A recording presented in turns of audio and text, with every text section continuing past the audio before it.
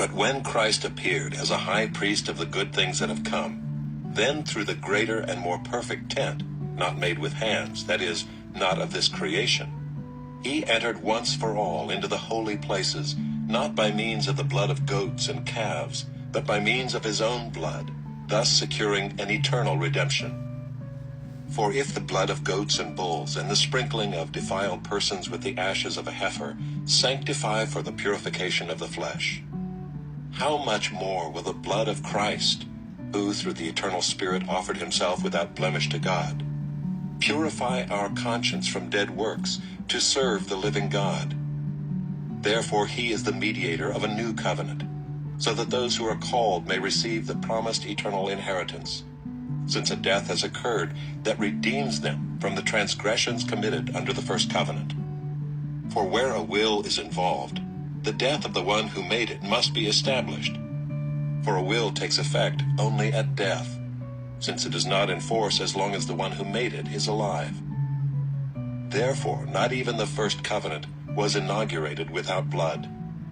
For when every commandment of the law had been declared by Moses to all the people, he took the blood of calves and goats with water and scarlet wool and hyssop,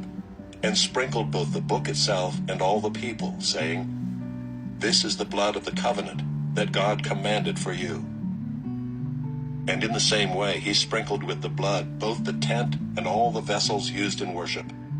Indeed, under the law almost everything is purified with blood,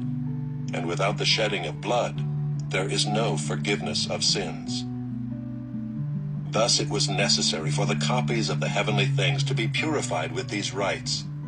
but the heavenly things themselves with better sacrifices than these. For Christ has entered not into holy places made with hands, which are copies of the true things, but into heaven itself, now to appear in the presence of God on our behalf. Nor was it to offer himself repeatedly, as the high priest enters the holy places every year with blood not his own, for then he would have had to suffer repeatedly since the foundation of the world. But as it is,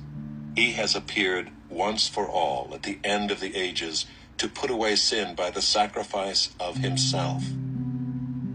And just as it is appointed for man to die once, and after that comes judgment,